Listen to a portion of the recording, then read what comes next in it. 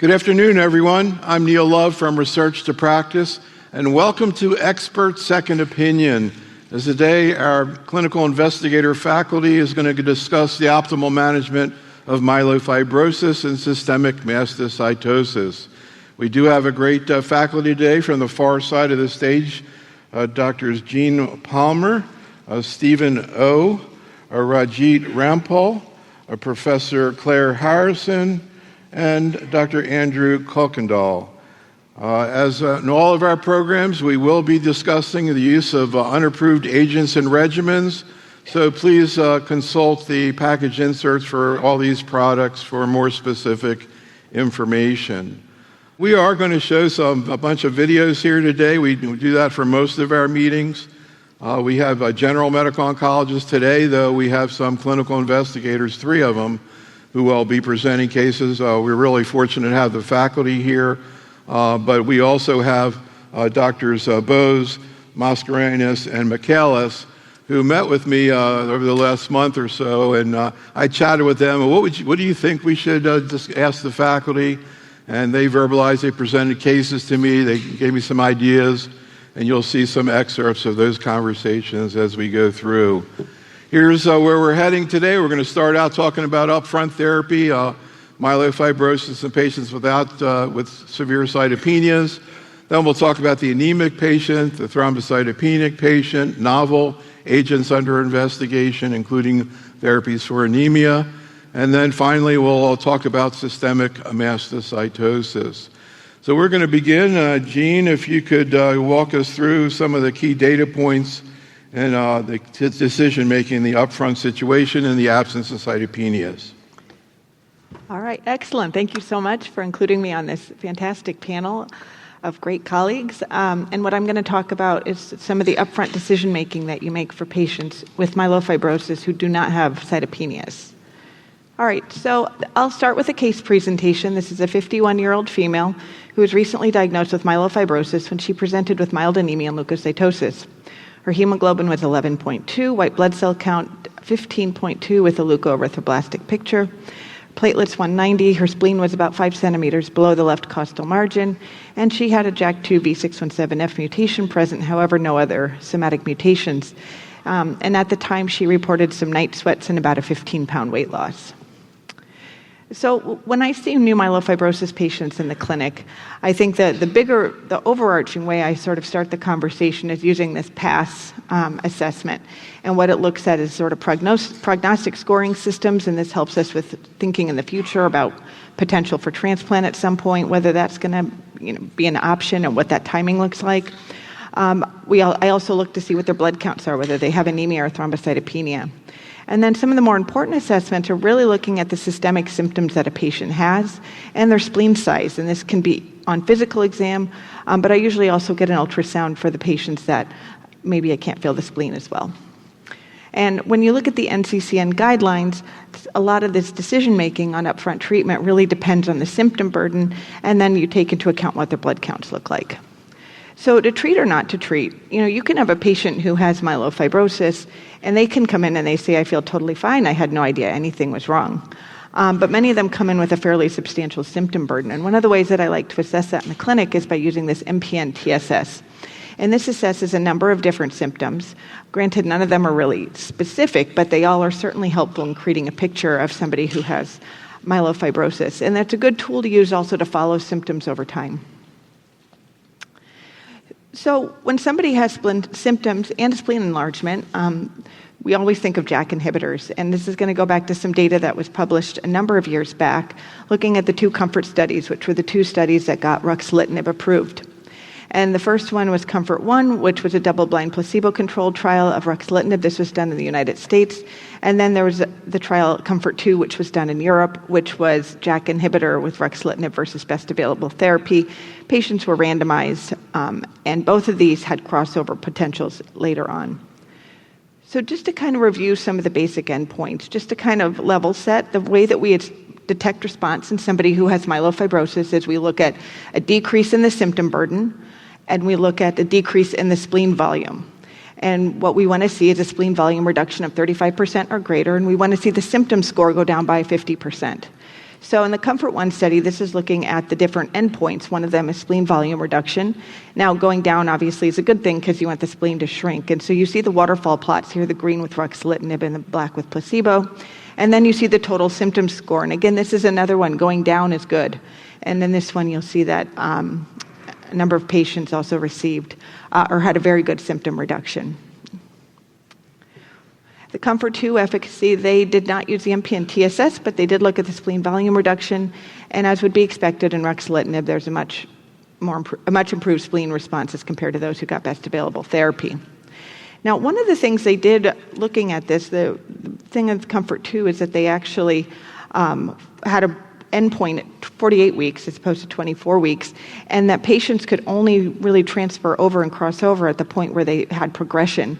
So you were able to sort of look at some overall survival data of patients who received the medication and not, and to account for the fact that patients did cross over were allowed to cross over at a certain point, they used this statistical technique called rank preserving structural failure time, which basically looks to try to create survival curves and assess them even if you don't necessarily have long-term data where the patients were on one or the other treatment.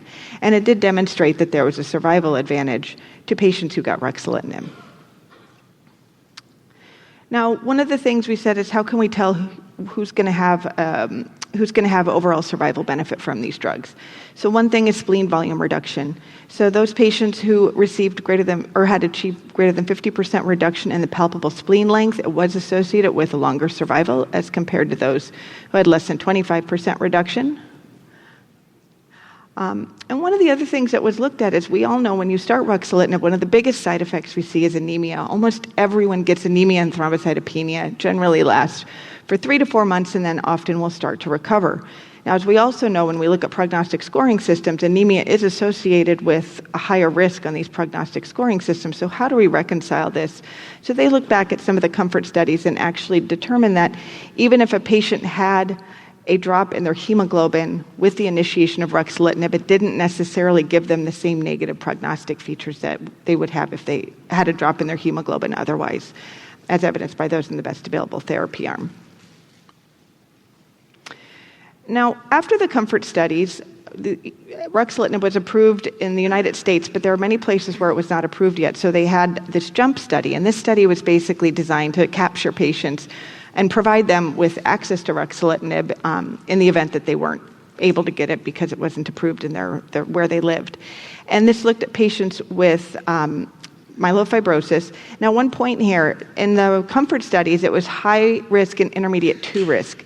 In the JUMP study, they actually included patients with intermediate 1 risk if they had a palpable spleen, and it was felt to be appropriate that they were used. The other thing that was different in this one is with the COMFORT-1 and 2 study, the platelet criteria was less than 100, and this one they allowed patients with platelets as low as 50 to be involved in on study. So this gave us some really useful information about what do we do with patients who are intermediate 1 who have symptoms, and what do we do if the platelets are between 100 and 50. And so just some brief data off the JUMP study. They had about 40% of patients who had intermediate 1 risk, and then patients with intermediate 2 and high risk. And then they also had a small number, probably about 5%, a little, of patients who had low platelets going into it. And I think the one thing that that is interesting to note is, number one, if you do look at these survival curves, when we look at the survival curves based on the low risk, intermediate 2 and high risk, you'll see that with the intermediate 1 risk, they definitely have a very nice survival curve, and this goes out a number of years. And I think one of the questions that always comes up in our field is, do we start people early or late? And I think this is one of the pieces of evidence that points to maybe starting the people a little earlier may be of benefit. But again, this is one of those things you have to discuss with the patient, the risk-benefit analysis. But this is some nice data to look at that. The other thing is dosing ruxolitinib in anemia, many times starting at 20 milligrams twice daily, which is often the starting dose. They become quite anemic. So this study looked at starting them at 10 milligrams twice a day and then ramping up. And in this, you saw that you also got a very good spleen volume reduction. And you were also able to reduce the number of transfusions patients required upon starting ruxolitinib. Now, how long will this last? There was a prognostic model called the RR6 that was created to help us predict what's going to happen to people over time. And you get points for being able to maintain a good ruxolitinib dose, whether you need transfusions, and whether you were able to shrink your spleen. So using this, you can look at the start point, 3 months and 6 months, and calculate a scoring system that really helps us determine, Jesus, this person looked like they're going to have a really nice prolonged response to ruxolitinib, or are they at really high risk of progression of their disease? So another drug that has been studied in the upfront setting is fedratinib. Fedratinib was a drug that was actually started with the testing initially pretty early on, similar alongside with ruxolitinib, but it had a couple of hiccups in the way it was approved, but it was finally approved in 2019. And this was a study where they compared placebo, fedratinib 400 milligrams or 500 milligrams daily. They looked at week 24 response, and this was for intermediate to or high-risk patients who had splenomegaly. The baseline characteristics were fairly equal, and when we looked at the symptom score reduction and the spleen volume reduction, as you can see, you had very similar spleen volume reduction and symptom score reduction as we saw with ruxolitinib. One of the big differences, however, with this is, in addition to thrombocytopenia, anemia, and neutropenia that we saw, which is very similar to what we see with ruxolitinib, these patients had a higher rate of having diarrhea, vomiting, and nausea, so the GI symptoms can be fairly significant. This is important to note when you start somebody on this medication so they're prepared for it.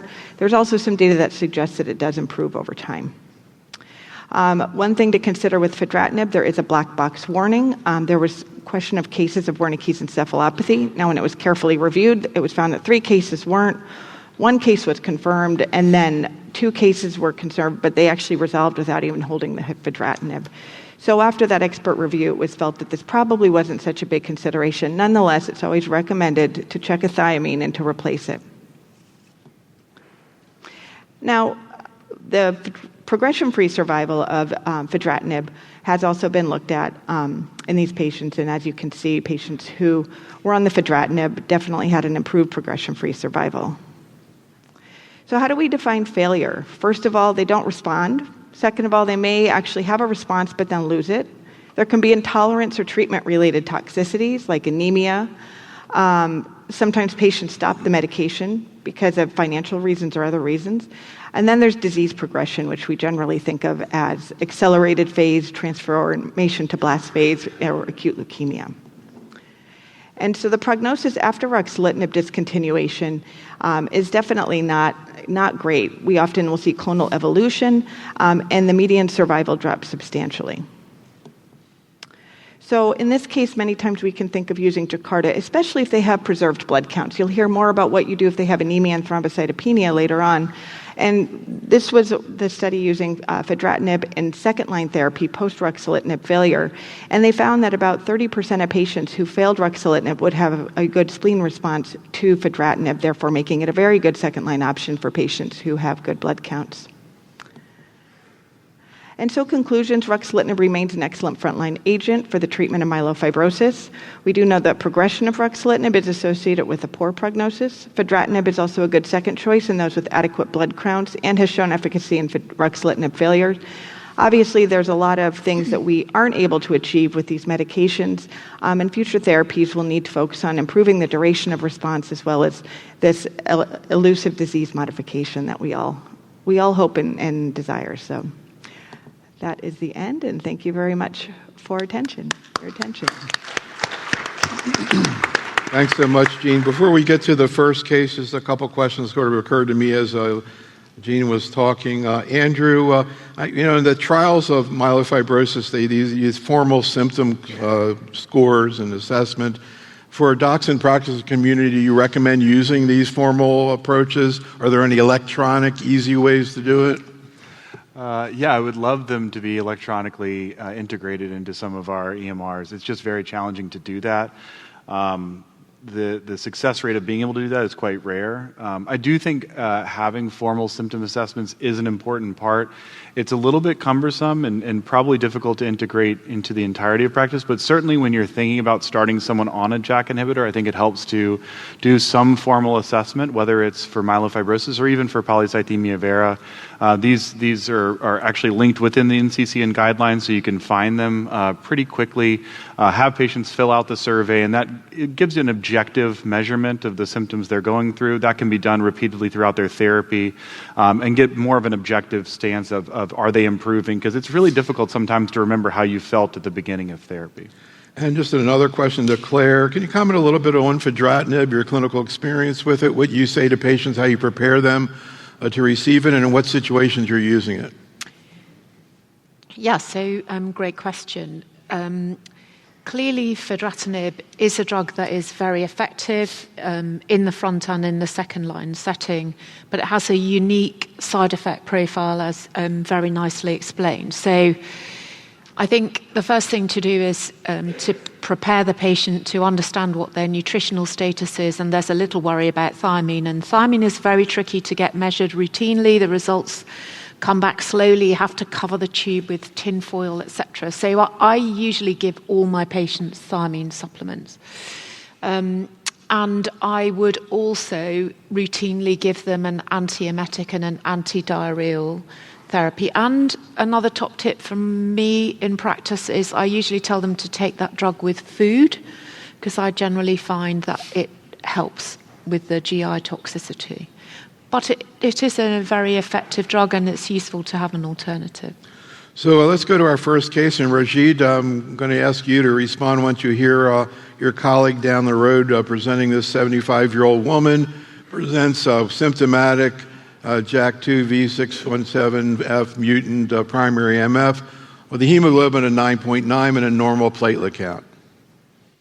Comes in with the constitutional symptoms, early satiety, bone pains, has mild leukocytosis, mild anemia, and a normal platelet count. On exam, has the telltale features of cachexia. The spleen is easy to palpate by the medical student, 7 centimeters below the left costal margin, and a bone marrow is reviewed and is consistent with primary myelofibrosis, JAK2 mutation of 35%, a TET2 of 12%, and a normal karyotype. So in this very classic PMF presentation, what would be the optimal JAK inhibitor for this DIPS high-risk JAK2 mutated PMF patient with symptoms and splenomegaly that need to be addressed? Or does the 9.9 influence your decision-making for which JAK inhibitor you might use? Would you use ruxolitinib, sort of the go-to first-in-class, maybe best-in-class still JAK inhibitor, or pivot to a therapeutic like momelotinib that's approved for anemia? This particular patient went on ruxolitinib, started at 10 milligrams twice daily, and actually stayed on 10 milligrams twice daily. Recently saw her hemoglobin is now in the 7.9, 8 range, has not received transfusions, feels considerably better from a systemic symptom perspective, no longer has early satiety, spleen is barely palpable, and she's quite happy with the result. She specifically has no interest in pursuing transplant.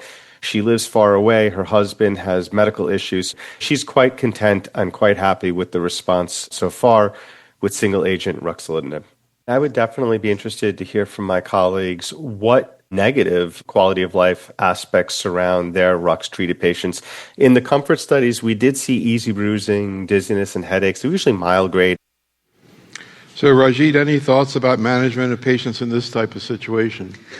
Yeah, certainly this is not an uncommon situation, right? And the first question is always, what are you trying to achieve? And in a patient, as John is describing, you have symptomatic splenomegaly, you have constitutional symptoms, and you have anemia, which it's not so clear that is driving the symptoms per se.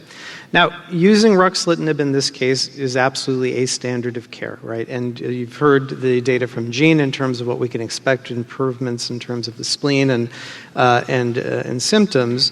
But the caveat here is the anemia, right? The hemoglobin is 9.9. And what we've known with ruxolitinib is that there is a decrease in the hemoglobin that occurs over the first 3 months, but it is a U-shaped curve. It does tend to come back not to the baseline, but it does rebound to an extent.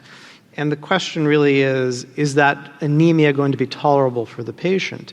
In the short term, giving blood transfusions are a very reasonable thing. This does not appear to be associated with any worsening of overall survival or outcomes if you have to use transfusion for a short period of time. It is also very reasonable in this case to use something like an erythropoietin stimulating agent if the EPO level is sufficiently low to support the hemoglobin. But what you're essentially trying to do is support the patient through those first couple of months of therapy, in principle supporting the the hemoglobin, so that it is tolerable for the patient. And as it was the case in this vignette, it was tolerable for this patient.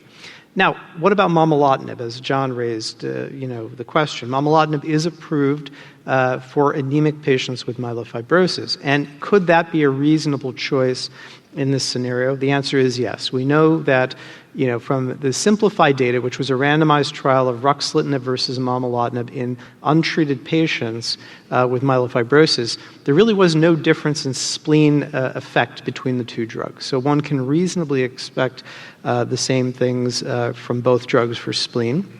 With regards to the anemia, a higher proportion of patients are able to remain transfusion independent with momelotinib. And so for a patient, in this example, John mentioned this is a patient who can't come to the center easily. If you're worried that the anemia is going to impact the patient, using momelotinib could be a very reasonable choice. The one thing we have to be aware of is in the simplified data, when it pertained to symptoms, there was not equivalence in the symptom reduction between momelotinib and ruxolitinib. So again, I come back to the basic principle of what are you trying to achieve? And if the symptom burden is really the major thing, then ruxolitinib may be the choice that you make. Whereas if the spleen and the anemia are the major thing bothering the patient, then momelotinib may be the choice of drug here. So, Stephen, what about the the quality of life issues with ruxolitinib? John brought up bruising, dizziness, and headaches.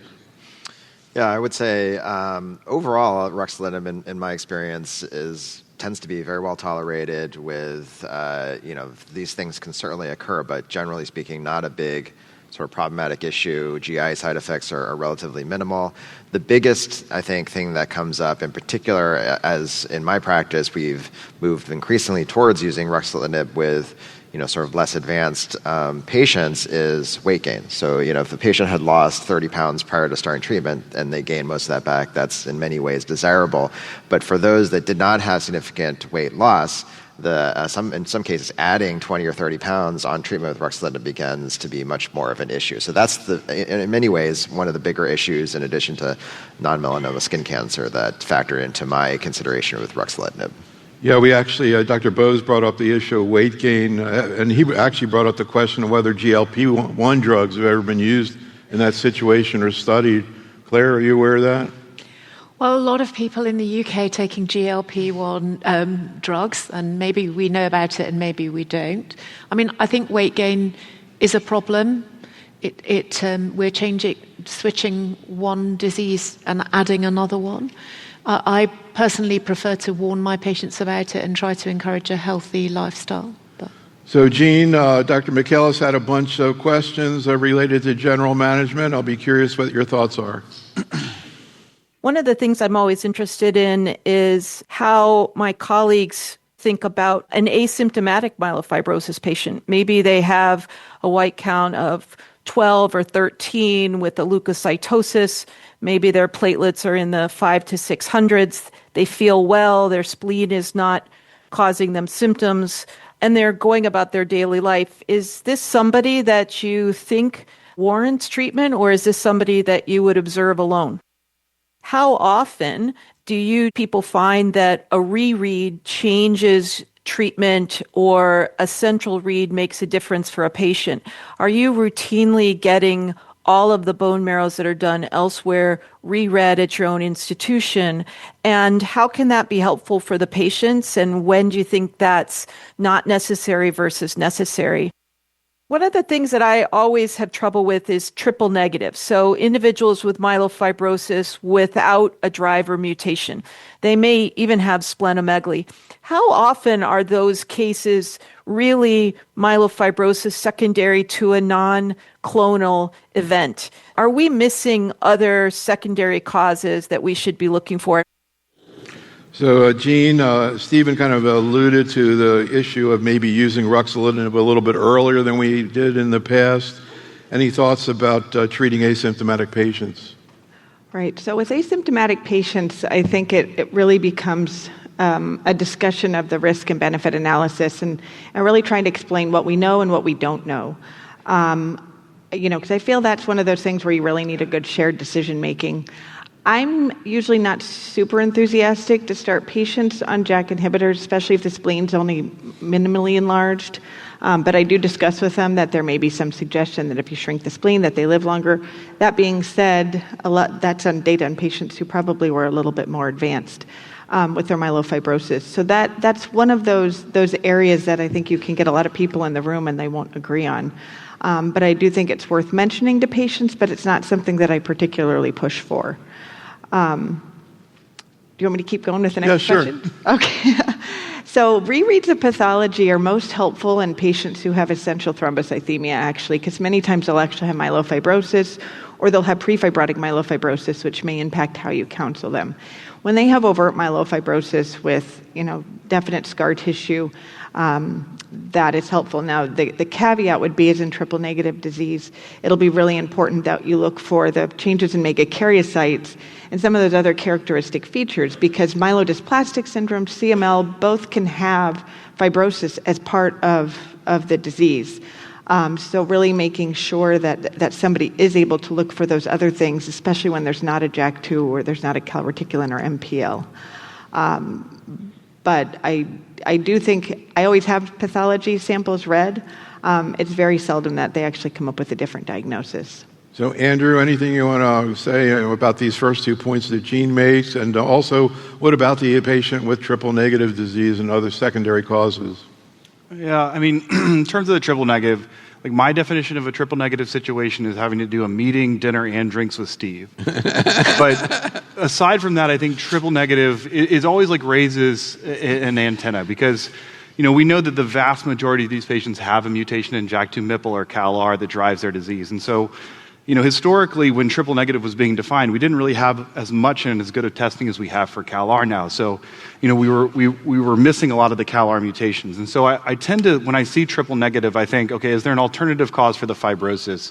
Is this an MDS-MPN overlap syndrome? Oftentimes we do see that triple-negative has a prognosis that mirrors almost exactly patients that have atypical CML, now called MDS-MPN, with neutrophilia or chronic neutrophilic leukemia. And so I think in next-generation sequencing, large genome panels or gene sequencing panels are very helpful in the triple-negative cases to understand what's driving this. And then if you truly see no mutations, then you wonder, is this really just some sort of secondary myelofibrosis that's driven by an autoimmune disease or some alternative cause? We've had patients that are found to have hairy cell leukemia, which certainly drives fibrosis in the marrow and splenomegaly and anemia, so it can kind of phenotypically mirror myelofibrosis. So I do have a healthy dose of suspicion with that diagnosis.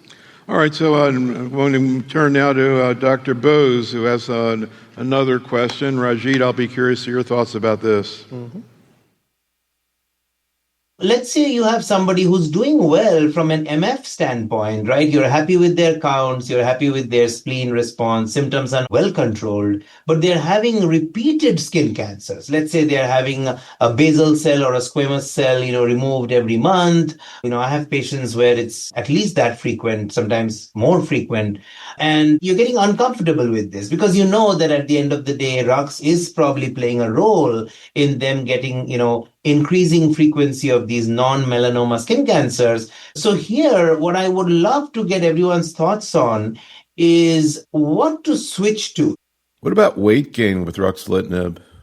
Claire is a particularly good one for this because Claire, I think, made one of the early observations when they were doing the COMFORT trials about this weight gain. What do folks think about this? How big is the problem?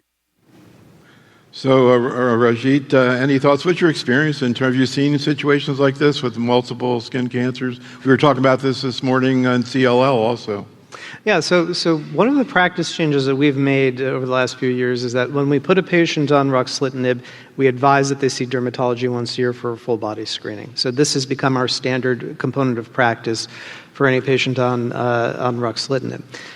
It's a challenging thing because many patients have many other reasons to have skin cancer, and can you always discern if it is actually attributable to the ruxolitinib versus being, due to sun exposure or whatever it is? It's not always easy. Sometimes the patient's history will give you the answer if the cadence of these events is increased substantially once they start therapy, but if they've had a long history of having skin cancers, it may not be attributable. Nonetheless, the thought process in terms of how this may be occurring is we think through JAK1 inhibition rather than JAK2 inhibition. And so, in a patient who's had recurrent squamous cell skin cancers, where we do think it is reasonable at least to attribute it to the ruxolitinib, sometimes we do switch to a more JAK2 selective drug, and those two options would be pacritinib or fedratinib. This is not something that happens, I think, that often, but it does happen. And again, part of the difficulty here is figuring out what is really attributable to what. But again, I would emphasize that, I think skin cancer screening in patients on ruxolitinib really should be, I think, standard of care for everyone on the JAK and on Rux. All right, we're going to move on now, and Stephen's going to discuss managing patients with anemia and myelofibrosis. All right, thank you very much. So we're going to focus on patients with myelofibrosis, in particular with anemia. And go quickly through the sort of introduction and background, but just to reinforce that anemia really is a defining feature of myelofibrosis. For instance, essentially every patient with myelofibrosis will develop anemia if they don't already have it at the initial diagnosis, and in fact, nearly a quarter of patients are transfusion dependent at diagnosis. This, as you can imagine, results in detrimental impact on quality of life. And it furthermore has been associated pretty strongly with poor prognosis, as we'll show in the next couple of slides. And although we have made some headway, as we'll discuss, this remains an important unmet need for patients with myelofibrosis. So, there are, of course, a number of different prognostic scoring schemes that we might use, but each of these, and to some extent or in some fashion, incorporates anemia into the prognostic scoring system. So hemoglobin less than 10, need for transfusion. The MIP-70, for instance, has, the more severe anemia is an even worse prognostic feature that results in a shortened overall survival. And this is reinforced from one of these older studies in which not just severe anemia, but really any degree of anemia has some impact on overall survival. So I highlighted mild anemia, defined as hemoglobin even greater than 10, but still below the limit of normal, resulting in some detrimental impact. So just really briefly, for the sake of time, I think it's important to understand that the cause of anemia in patients with myelofibrosis certainly is thought to be multifactorial. Depending on an individual patient, it may be, in some cases, more treatment-related.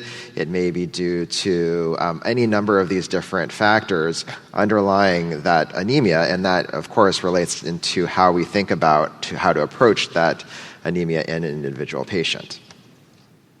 So I put this here just to give you an illustration of how things have changed really quite substantially just in the past couple of years. So the NCCN guidelines, just as recently as 2023, you can see the page for management of MF-associated anemia with really not a whole lot of options here. ESAs, which of course can be used, but really aren't effective in most patients.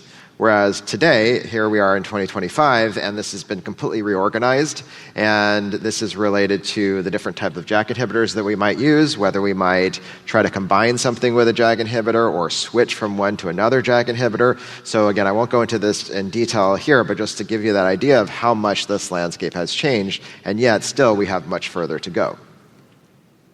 So I'm going to talk now for the next few minutes about momelotinib in particular. So JAK1, JAK2 inhibitor, you've heard a little bit about this before already, but in addition to inhibiting JAK1 and JAK2, it's been recognized that momelotinib also has activity against ACVR1, which is one of the primary regulators of hepcidin. And like a lot of things, that this relationship with ACVR1, hepcidin, anemia with momelotinib is one of those things that kind of became apparent after the fact. So from the Simplify-1 study, it was clear that patients who were being treated with momelotinib were having at least certainly less negative effect on hemoglobin compared to ruxolitinib. And you can see, for instance, patients who crossed over from ruxolitinib to momelotinib, their hemoglobins increased. And of course, you could say, well, part of that is coming off the ruxolitinib, but I think certainly we would agree that part of that is due to actually going on treatment with momelotinib. And we conducted a separate study focused on the sort of translational impact of momelotinib, in particular in relation to hepcidin. And I won't go into detail on these graphs, just to say that we were able to identify a decrease in hepcidin levels, albeit modest, with hepcidin in the patients treated in the study, in particular shortly after receiving each dose of momelotinib. On the bottom left panel, E, patients who achieved transfusion independence, which is the red line, those patients actually had a lower baseline hepcidin. This is something that maybe seems counterintuitive on first glance, but I think it makes sense in that the patients who are capable of achieving transfusion independence or anemia improvement were those who you could say were maybe less inflamed, had lower baseline hepcidin levels to begin with, and then were able to overcome that. Now, the Momentum phase 3 study with momelotinib, which ultimately led to its approval in myelofibrosis, in this study, patients were randomized to either momelotinib or danazol. And as you would expect, when you're looking at symptom response, spleen response, of course, momelotinib, as we would expect, was superior to danazol. But in particular, when we're thinking about anemia, if you look on the right, transfusion independence, you can see that the patients on momelotinib at week 24, 30% of patients had a transfusion independence, 20% with danazol. This, we like to say, this actually turns out was also the largest study with danazol in myelofibrosis, and it did show that danazol had activity for anemia for sure as well, but this reinforced the benefit of momelotinib with regard to anemia. And with a longer-term follow-up through week 48, the benefit with regard to transfusion independence with momelotinib was maintained, so this seems to be a durable response. You can see on panel C on the right that the patients who crossed over from danazol to momelotinib, they also, in a somewhat reminiscent fashion to Simplify-1, they had a further increase in their hemoglobin, again reinforcing the benefit of momelotinib with regard to anemia. In terms of AEs, so momelotinib tends to be relatively well tolerated. That was demonstrated here from the Momentum study. There is some low-grade GI toxicity that can be seen, not, I would say, in a non-directly comparable sense, but certainly different than what we would expect to see with, for instance, fedratinib or pacritinib, which was mentioned a little bit earlier. So yes, a little bit of GI toxicity, but generally very manageable and overall very well tolerated. Now, looking specifically at patients within Simplify-1 who had moderate to severe anemia, because this was not our entry criteria for the study, those patients with hemoglobin less than 10, these patients achieved spleen and symptom benefit in a comparable fashion to ruxolitinib, and they also clearly achieved transfusion independence response that was a higher response rate than with ruxolitinib, as would be expected. And again, looking at AEs, generally well tolerated. We do see some neuropathy with momelotinib, both from the studies and in practice, but again, generally speaking, a well tolerated treatment.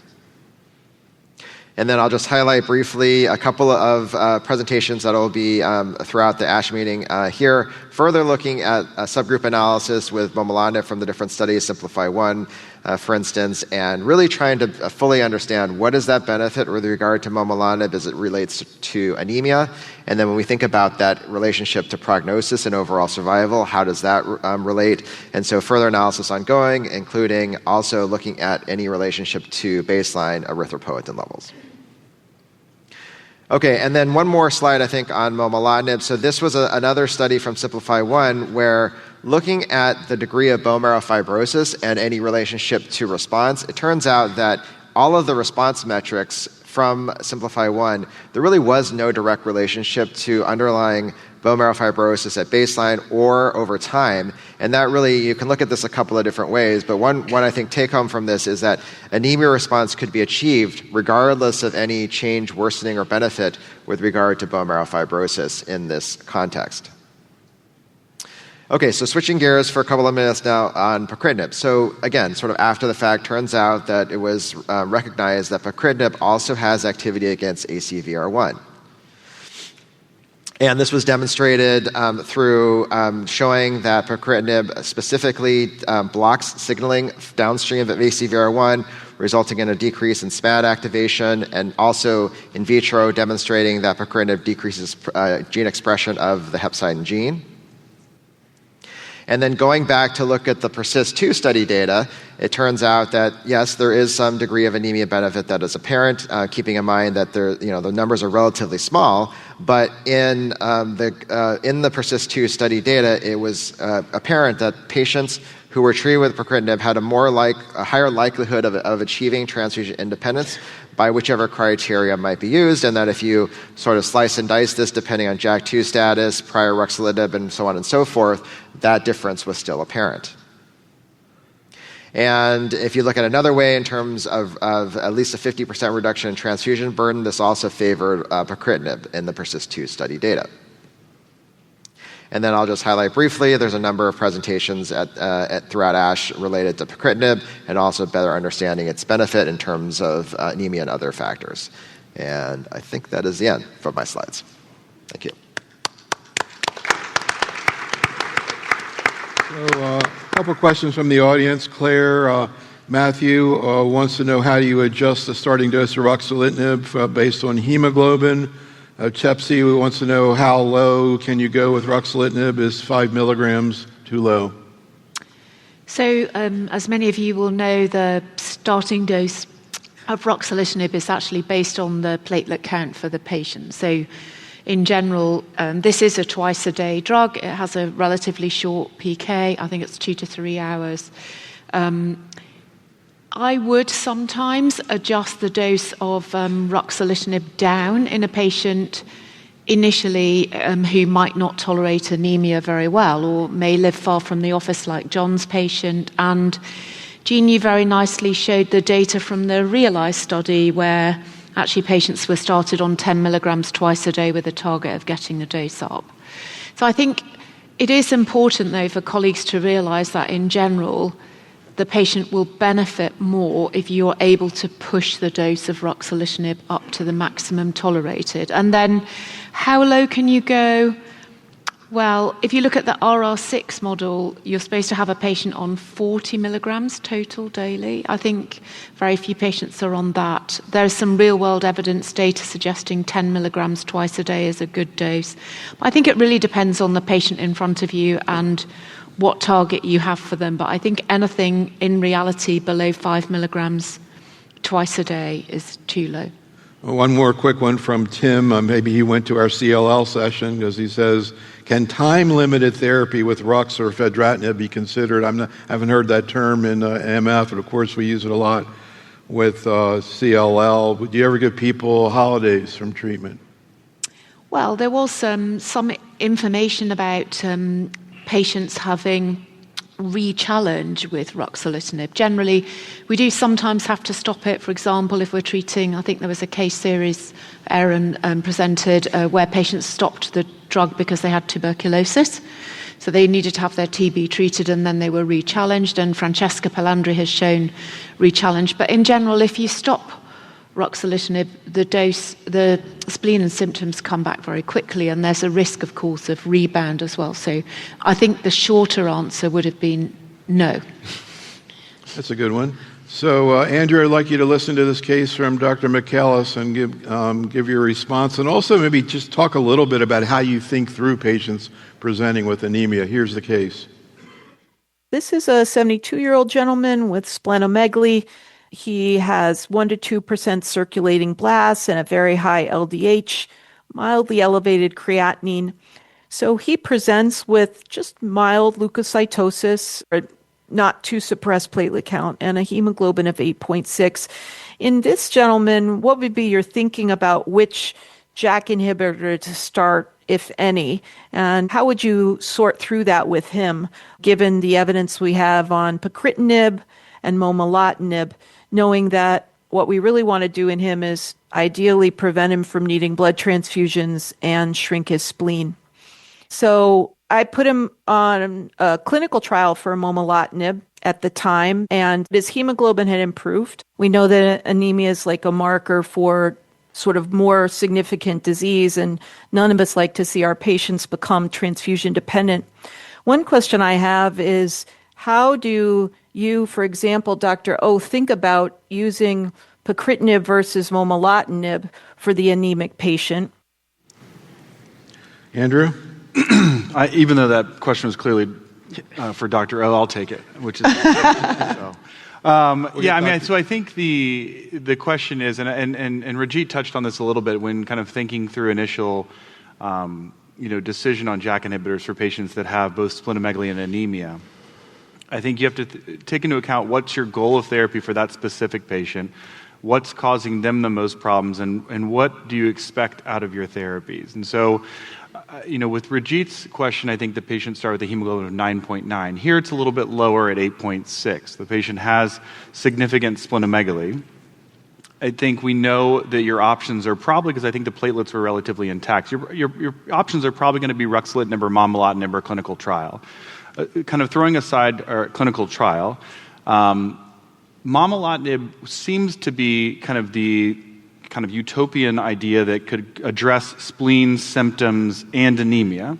But at the same time, when you look at the Simplify-1 data, we know that Rux is probably better for symptoms than momelotinib. And so clinically, I do get into this challenge where if you were to start this patient on momelotinib initially, and you get some improvement in spleen, and the anemia stays stable or mildly improves, but they don't feel as good as they would want to, you're in a difficult situation of where do I continue the momelotinib because I've had some successes, or do I switch to ruxolitinib and make them more anemic because maybe Rux is better for symptoms. So in practice, what I often do is realize that this isn't like we're not politicians. We can change our minds. We can actually make decisions and then adjust based upon those. So I often start with ruxolitinib in this type of a patient regardless, see if I can get them on a reasonable dose without exacerbating the anemia to any great degree, see if the symptoms improve, see how the spleen responds. And if it really is a challenge with the anemia, then I'll switch to momelotinib, understanding the gains that I got on ruxolitinib. Then if I switch to momelotinib, and now their symptoms are much worse after that switch, or their spleen starts to grow, well, now we can have a really detailed discussion about, okay, well, which one did you like better? How did you feel better when you were on the Rux or the momelotinib? And you can get into this nuanced discussion of, okay, let's go back to the Rux, but maybe let's add something to support the anemia, or look for various clinical trials that could help with that. But it gives you more information, I think, if you go into it from that perspective. So, Stephen, before I ask you to also make a comment, I'd like you to listen to some of the thoughts from Dr. Bose. I want to ask our panelists their opinion is, these post hoc analyses that were at EHA from Francesca Pellandri from Simplify-1, where they really showed, bottom line, in patients where baseline platelet count was less than 200, there they actually found amongst anemic patients in Simplify-1 that momelotinib was better for spleen, better for transfusion independence, overall better. So how do folks approach these situations? Now that we're using a lot of momelotinib in our practice as obviously a very useful drug because of the anemia piece, obviously it also has spleen and symptom benefit. But as you all know, there is this hypotension thing that happens, the early dizziness. I've had at least one patient discontinue because of that. Then there is the neuropathy piece, which also I've had occasionally, maybe one patient discontinue because of that. What are the implications of these issues in your practices? Are there patients where you maybe would not choose it because you're worried about the neuropathy worsening, or maybe they're elderly and you're worried about this hypotension piece and them falling, etc.? So, Stephen, I think I saw in your slides some more data is going to be presented from this post-hoc analysis here at ASH. Any comments on that, and also these other issues of hypotension and peripheral neuropathy? Yes, first I want to compliment our colleague, Dr. Bose, for specifically asking for my feedback as opposed to a second-rate expert like Dr. Kuykendall, but we're still friends. So, I think, Dr. Bose raises a number of important sort of questions and sort of considerations with respect to momelotinib. I think, there's a lot of, I think fair to say, ongoing dilemma for all of us with regard to if you just simply look at ruxolitinib and momelotinib, for instance, when you think about, as Jeanne showed with ruxolitinib, the graph that shows that the benefit from ruxolitinib is retained despite anemia. And then when you think about momelotinib and its benefit with anemia and tying that to improvement in overall survival, how do you sort of reconcile that sort of conceptually, and then that kind of subgroup analysis that's been more recently done? So I think overall I would say that we also have to take into account that a lot of these post-hoc analyses are valuable, but at the same time, we don't know what's actually driving them. Is it the anemia driving survival, or is it that it's correlative? So, it's really hard to suss that out. And I think it comes back to that last part, which is There clearly are nuances with the tolerability aspects to these different JAK inhibitors. Yes, they're all JAK inhibitors, but they are quite different in some of these side effects. So I certainly see that. The hypotension, I've seen that a little bit, neuropathy, definitely. So I think we have to be careful about recognizing these things as we decide which drug to use and when. Jeanne, anything you want to add to that? Any experience with the peripheral neuropathy? When do you see it? Is it reversible? So I haven't seen as much the peripheral neuropathy, but definitely the hypotension, the dizziness can be quite debilitating for patients. But neuropathy, I think maybe I've had one patient with, but we didn't feel it was strong enough that we should stop the medication. So we're going to move on now and talk about the patient with thrombocytopenia. And Raajit, you put together a talk on this. All right, terrific. Thank you so much. All right, so we'll start with a case vignette. So we have a 67-year-old male presenting with fatigue and abdominal fullness, and the patient complains of early satiety. Examination is notable for a spleen of about 14 centimeters below the left costal margin on exam, and by ultrasound, the volume is about 3,500 cubic centimeters. The blood counts are notable for a normal white count with about 1% blast, but anemia with a hemoglobin of 8 and platelets are 41,000. The bone marrow is consistent with primary myelofibrosis with MF3 fibrosis and 2% blast. Cytogenetics show a deletion 7q, and the myeloid panel shows a JAK mutation and a U2AF1 mutation. The patient does have a matched unrelated donor identified. However, the transplanters don't want to take the patient at this time because they feel the disease is not adequately controlled by way of the spleen being too large.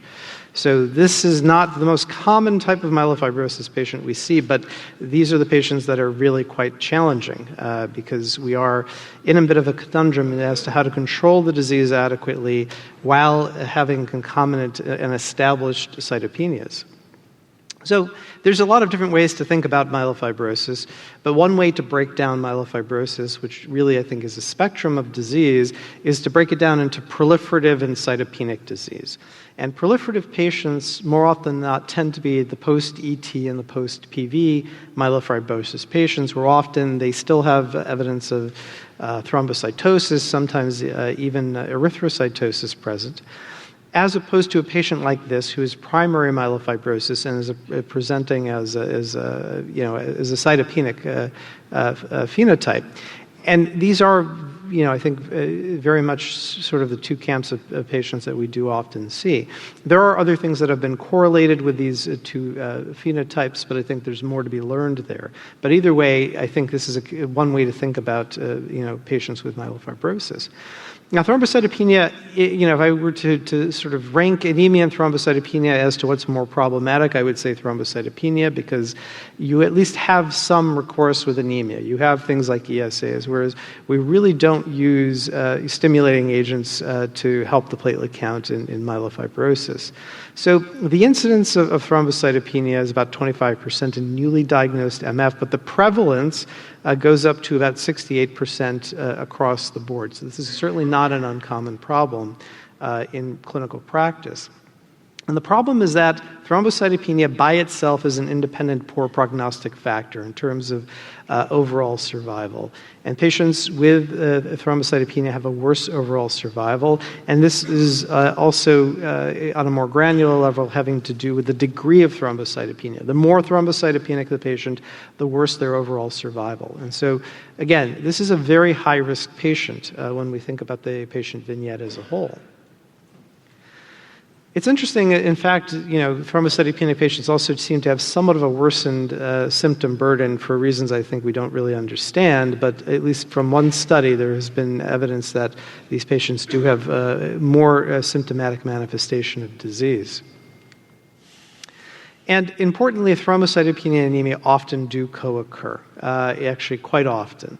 And so we are often, as is the case in this situation, in this vignette, dealing with both problems concurrently.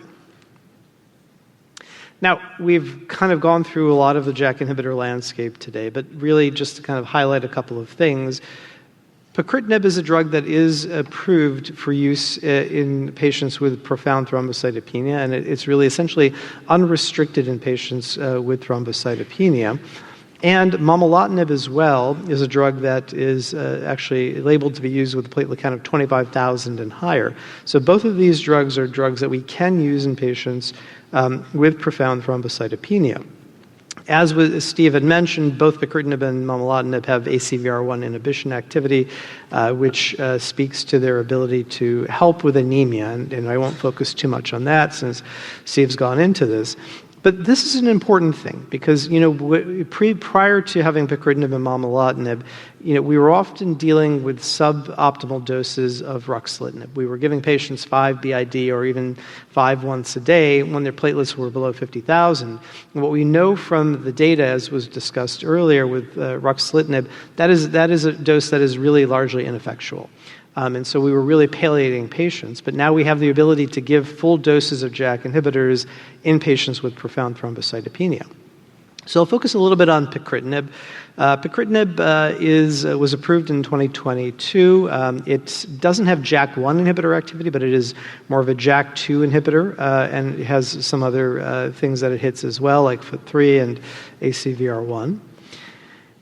And if we go through some of the data, there have been a number of trials with pacritinib, but I'll focus on maybe 2 to highlight certain aspects of the data. One was the PERSIST-2 trial. Now, this was a trial for patients who could have been previously treated or who were untreated.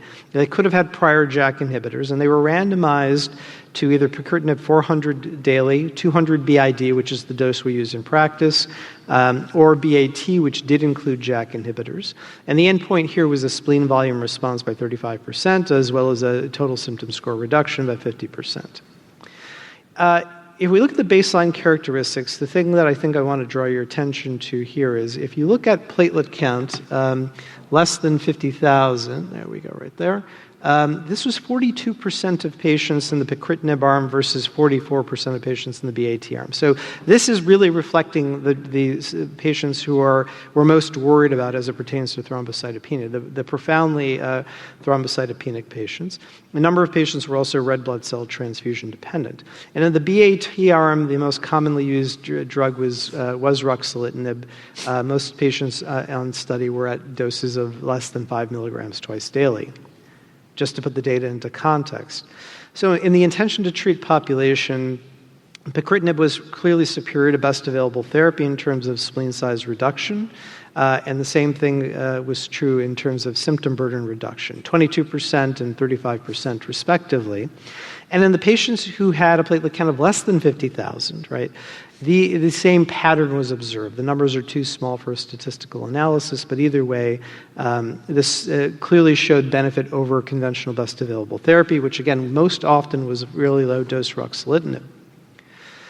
And hematologic stability was also assessed. And in patients with hemoglobins who had anemia at baseline, there was actually improvement. There was transfusion independence conversion, as Steve already talked about.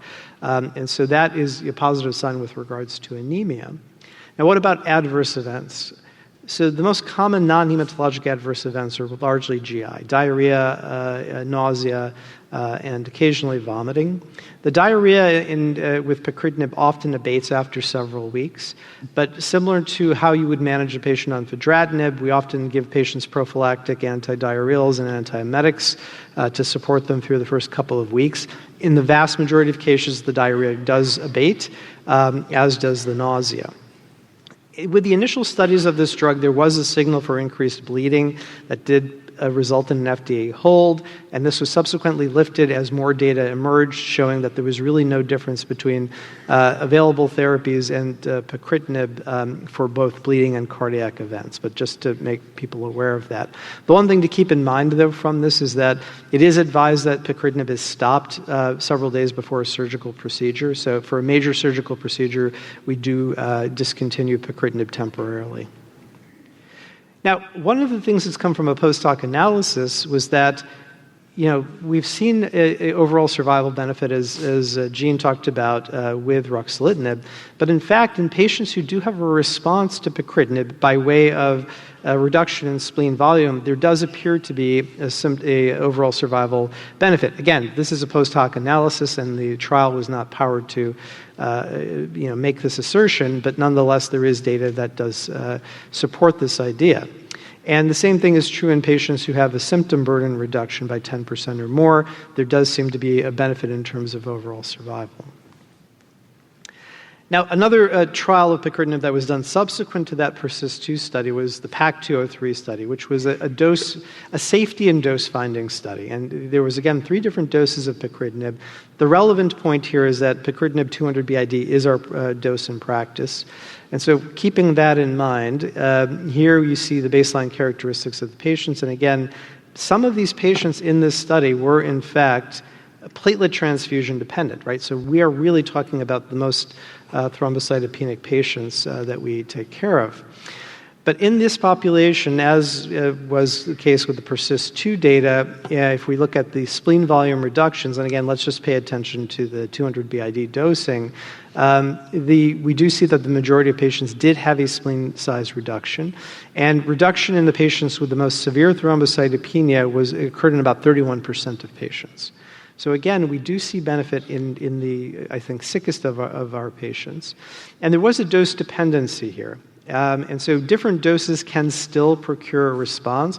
And sometimes we do dose reduce pacritinib in practice if patients are having GI side effects in the initial week. So it is still reasonable to expect some degree of both symptom and spleen control with a reduced dose. But again, we want to try to optimize the dose in practice. Now, what is the effect on platelet counts?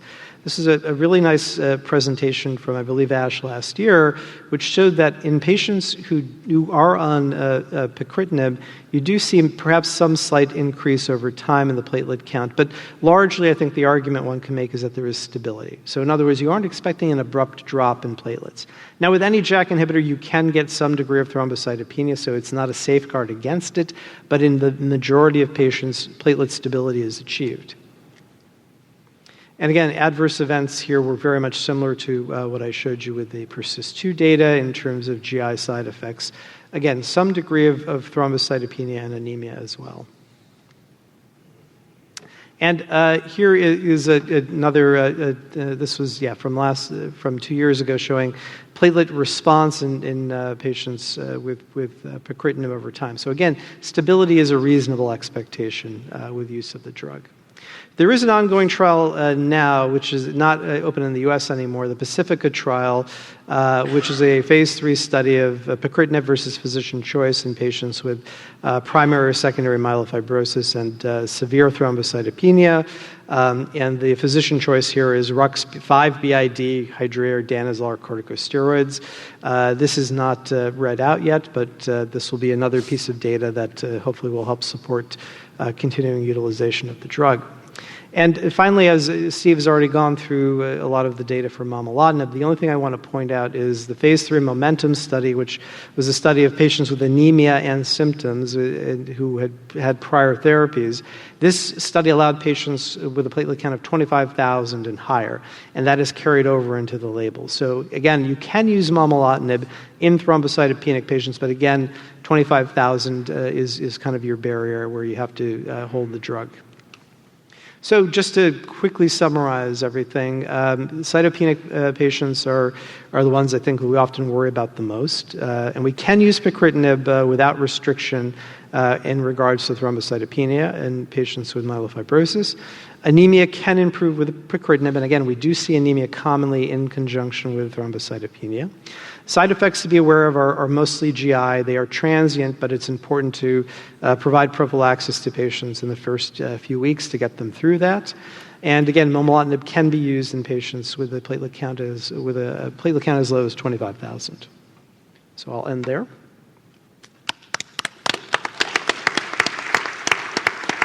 So, Claire, a number of questions along the lines of concern about withdrawal. So one question, when switching from one agent to another, do you abruptly switch or do you overlap them? Do you use corticosteroids to deal with the withdrawal effect?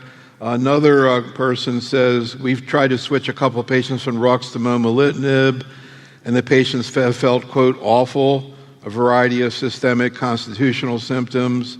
And also, when you stop for surgery, do you see withdrawal? So I think there is definitely the issue of rebound of symptoms and splenomegaly. It doesn't happen to every patient.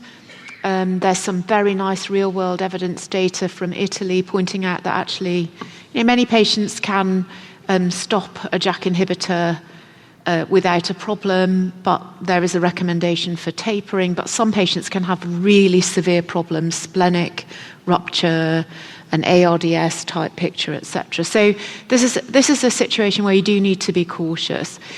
Just talking about switching between ruxolitinib and momelotinib here, I think colleagues would probably agree we've probably got the most data. You saw very nicely, I think, Steve, you showed the data from the Simplify-1 study where many patients switched from ruxolitinib to momelotinib. The switch was done overnight and patients did well. In clinical practice, however, I would usually warn a patient that they may have a problem, and I would often make sure they know how to contact the hospital and ask the team to contact them in the sort of 24, 48 hours afterwards. One of the issues is with fedratinib, because the label actually does suggest tapering off ruxolitinib. In clinical practice, it depends on the patient in front of me. What dose of ruxolitinib are they on? If I try and reduce the dose, do they run into problems? Sometimes for fedratinib, I do actually overlap. But I think this is very individual practice. You need to communicate a lot with patients and just check on them, I think. All right, so we'll go back to the video. We have a question from Dr. McAllison, actually a case that sounds a lot like what Raajit just presented. And Jeanne will ask you to comment on this. Here's Dr. McAllison. Andrew, one of the questions I think that arises far too frequently is a patient that comes to the clinic with thrombocytopenia, maybe platelets of 75 or 80,000. They have an enlarged spleen. They otherwise have a sustained hemoglobin and maybe their white count's a little bit up. How do you think about somebody with that moderate level of thrombocytopenia? Is that something, given the data that we have on pacritinib versus ruxolitinib, is that somebody that you would lean towards using ruxolitinib because of the kind of historical improvement in spleen? Or is that somebody that you would use pacritinib or something that's more geared towards the thrombocytopenic patient? This is a 65-year-old gentleman, newly diagnosed primary myelofibrosis, having the classic bruising, fatigue, shortness of breath, that's sort of protean. And this patient has cytopenias, leukopenia, anemia, and thrombocytopenia. This is a different phenotype than the proliferative patients. This patient actually has a low JAK2 V617F, and on exam has splenomegaly, but it's not 20 centimeters, it's 5 centimeters, and really looks kind of beaten up from ecchymosis with a platelet count of 55. So what in this case would be the most appropriate JAK inhibitor to address the symptoms and spleen, but stay on top of the cytopenias? So patient got pacritinib, did very well. Platelet count settled down somewhere around 40,000. And white count and hemoglobin have remained about the same and has remained red cell transfusion independent. Spleen's not palpable. Symptoms are not bothering him. And he's pretty satisfied. He's on 200 milligrams twice daily, never really had any GI toxicity, and never had any reason for dose hold or modification. So before we get to that case, I forgot that Laura specifically brought you up, Andrew, with this platelet count of 75,000. Sure. So talking about Laura's case, which was really focusing on someone who had pretty significant splenomegaly and moderate thrombocytopenia, I think that is a challenge, and it's a bit of a, interpretable in different ways. And so I think you can make a case for actually all 4 JAK inhibitors in this case. Ruxolitinib, we know actually probably in this lower than 100,000 can be dosed maybe a little bit higher than the label suggests, and we could try 10 milligrams twice a day, get some spleen response there, see how the platelets respond, see if you can keep them above 50,000. And so I think that's one reasonable option.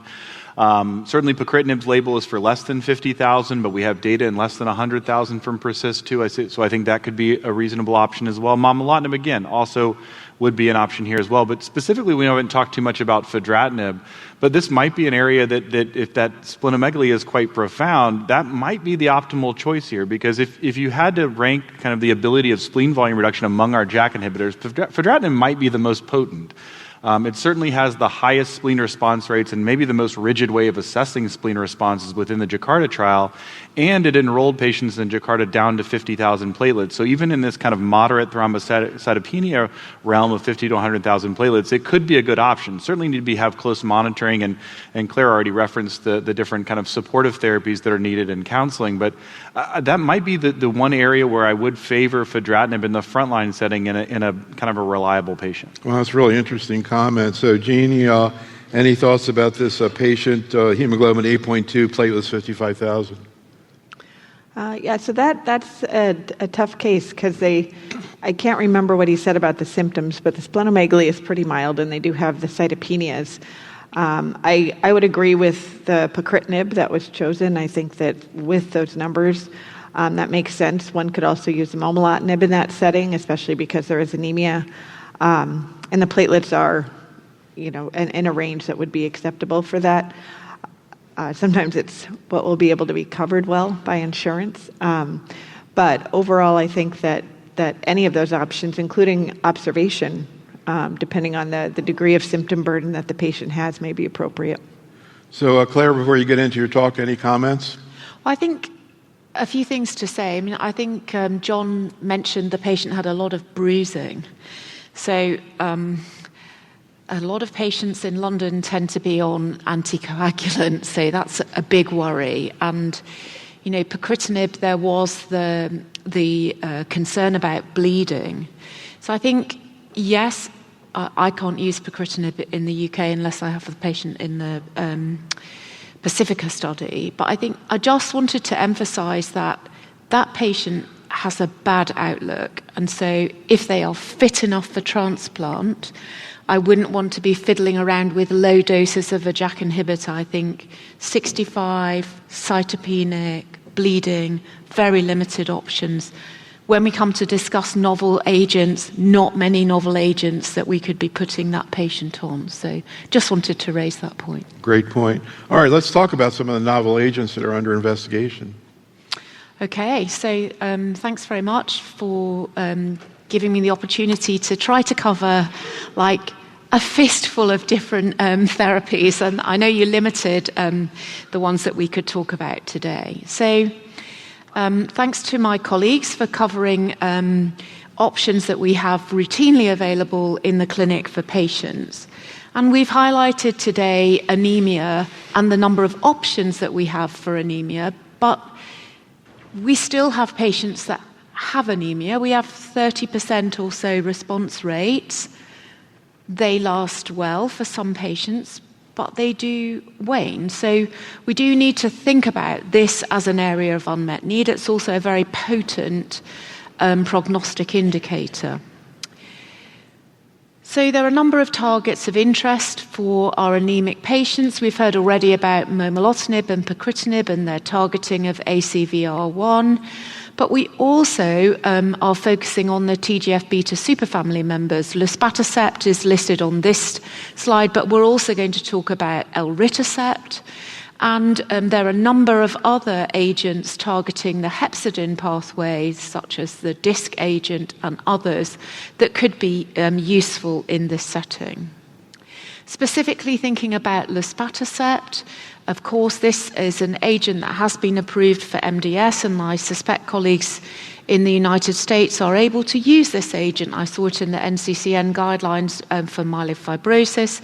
Just a reminder for the audience of where it's acting. So it's an activin A trap that affects GDF8 and 11, and it's really probably releasing the more terminal phases here of erythropoiesis for patients. So we did a study a while ago looking at patients with myelofibrosis and either NTD, so non-transfusion dependent anemia and transfusion dependent patients. And we split these patients into those who were not or who were on ruxolitinib. And you can see that there were some responses in terms of anemia responses, and perhaps interestingly, those patients who were transfusion dependent but also on ruxolitinib may have had best responses here. And there are a number of different ways of measuring anemia response, and those that were used in this study are listed here. And perhaps unhelpfully, we've recently changed our criteria around anemia response. So many of you maybe will be aware that there was a study that was conducted called the Independence Trial for luspatercept in adult patients with myelofibrosis-associated anemia requiring quite significant levels of transfusion, and this was given in combination with JAK inhibitor therapy. An abstract was submitted to this meeting and then has been withdrawn. And you can see here a statement from BMS concerning this study. Very disappointingly for patients, a near miss in terms of the primary endpoint. But the important secondary measures you can see listed here were met for patients. So I think this trial is still under quite a lot of scrutiny, and this is certainly an agent that can be useful for these patients. Interestingly, there is also interest in combining momelotinib with luspatercept, which is entirely reasonable. I already showed you they act on different pathways. And this study is open, and one of our colleagues who's been very nicely posing some quite interesting questions, Prithvi Bose, is presenting some data from the Odyssey trial for JAK inhibitor naive or experienced patients, the combination of luspatercept with momelotinib. So one to think about maybe for patients. Also at this meeting, Gabby Hobbs is presenting some real-world data with luspatercept treatment in MF-associated anemia, quite a large number of patients, just short of 100. And you can see the top-line data from this presentation. So 40% of patients achieving a 12-week period of transfusion independence, and 2/3 of patients achieving something which I think is meaningful, and patients have answered a survey thinking this is meaningful. So even a 50% reduction in transfusion burden with luspatercept. I mentioned elritercept. So this is also an activin trap, inhibiting TGF-beta superfamily members. It's been investigated in an open-label study called the RESTORE trial. It's quite a complicated study with dose escalation and then expansion cohorts, monotherapy and combination with ruxolitinib. This is being presented by Ciro Rinaldi, another UK colleague, in this meeting.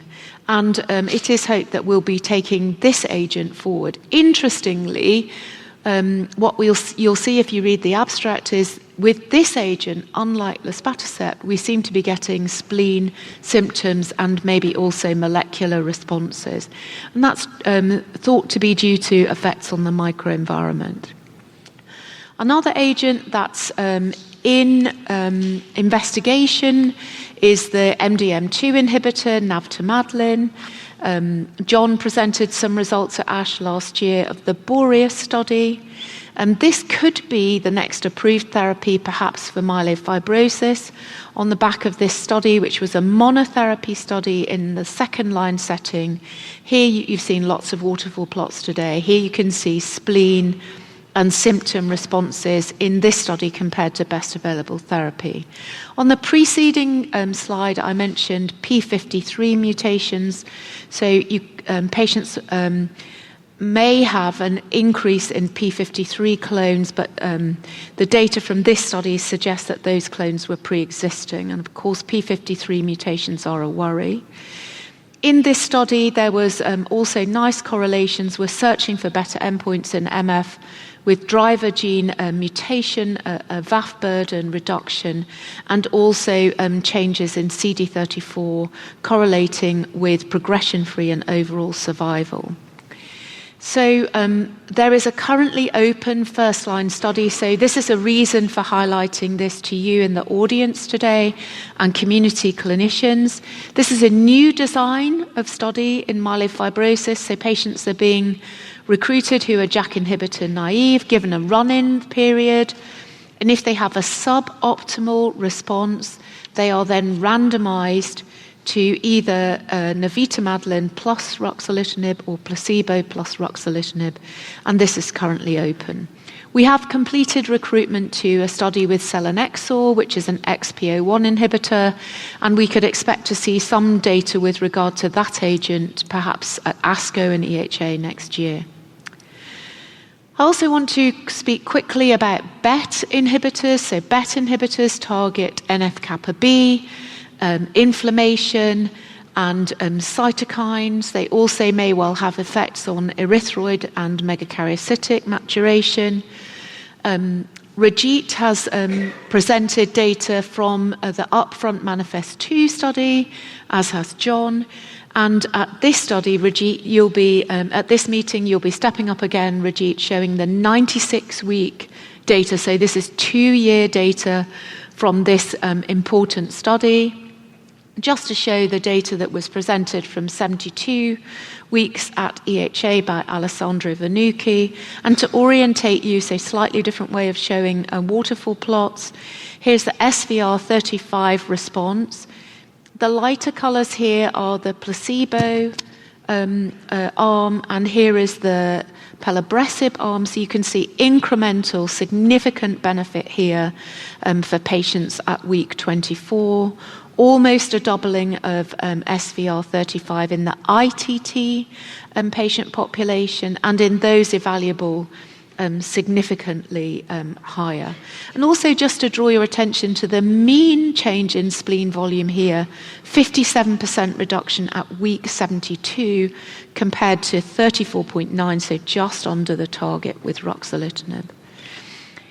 Interestingly, symptoms were a problem in the analysis of this study, although there was an overall trend to benefit for patients. And I just want to draw attention to a couple of other important points which, Raajit, you'll be showing again in this study. So here we can see fibrosis reduction more marked for the pelabresib arm than the ruxolitinib and placebo arm. And then importantly, this could be another agent for anemia with significant blunting of the U-shaped curve we referred to earlier for the combination patients. So do watch out for that data, and do watch out for updates on this small issue of an imbalance of accelerated and blast phase in the two arms of this study, which really have leveled out over time, and Raajit will be speaking to that later in this meeting. There are other BET inhibitors. Here is an academic study from the UK with Opna Bio study, agent 2853, presented by Adam Mead, so you can see significant spleen benefits for patients. And then lastly, I think something that's of great interest is mutation-targeted therapies. So we have no data yet in the public domain for these therapies and myelofibrosis, except to say this vaccination study, unfortunately, was a negative study, but all credit to Johnson & Johnson for publishing and presenting this. We do have data in the public domain for the mutant CALR-specific monoclonal antibody from Incyte, targeting this mutation-specific C-terminus in ET. So just very quickly to show you this data in ET and why do we think it's of interest. Number one, very rapid reductions in platelets. Number two, novel molecular responses that appear to perhaps be deeper with higher doses. So this is an endpoint of interest in the field. And then some very detailed analysis here in a group of ET patients with a spectrum of different mutation types. Here is our reductions of progenitor cells that are expressing the mutation, and then emergence of wild-type progenitors. So there's a different way of showing important benefits for patients. And then lastly, reduction in these yellow-stained mutation expressing megakaryocytes, increased and clustered, typical ET. And then these are reduced and difficult to see, but the blue megs here are expressing a non-mutant CALR. And you can see that aggregated over 8 patients here. So I think these are very interesting therapies for patients. And of course, we also have some more selective JAK inhibitors that are in clinical trials. Some abstracts for you to watch out for at this meeting. So AJ1, potent and selective type 2 JAK inhibitor, presented by Andrew Dunbar. Jason is showing some of the data with the Insight first-in-class JAK2 V617F mutant selective inhibitor. And then John and Beth Sala will be showing the first data with myelofibrosis patients treated with the Insight drug and some biological data. So I think there's a lot of very exciting and novel therapeutics there for patients. Thank you.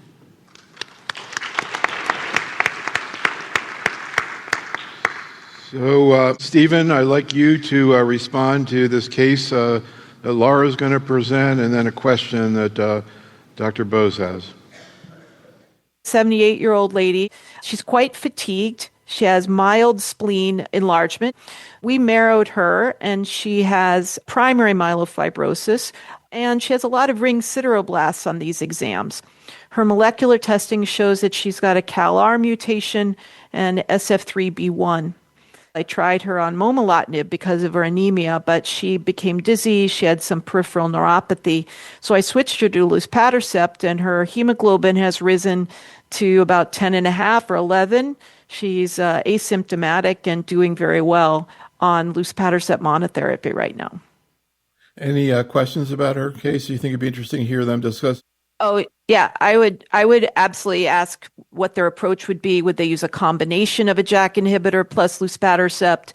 Would they use monotherapy alone with one or the other? Is she somebody that they would think about a hepcidin antagonist with, like some of the new agents for that?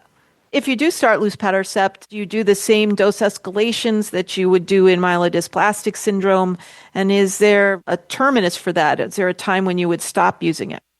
What I think surprised all of us and certainly was a bit disappointing was that the top line results from Independence, as you all know, that came out in July, the phase 3 registrational trial, were negative for transfusion independence against placebo. It was not statistically significant. So this obviously presents a bit of a quandary, a dilemma, maybe to payers. I certainly feel it's a great drug, very easy, works, and I love using it. And I've still been able to get it. What are people's experiences? Has the top line changed your views on the drug? And 2, are you facing practically pushback from payers since the top line came out? So, Stephen, any thoughts about Dr. Michaelis' case and Dr. Bose's question? Yeah, so I think there are at least 17 questions there, and I'll try to answer 16 of them. I know Dr. Kuykendall wouldn't get through more than 1.5, but yeah, so, lots to unpack here. So I think, just hitting on a couple of these key points of discussion. So with luspatercept, Laura's case is very interesting with the ring sideroblasts and going from momelotinib and then to luspatercept monotherapy. I think the more typical scenario for most of us would be you're combining with or adding to ruxolitinib or another JAK inhibitor, and I think that the data really supports that in particular.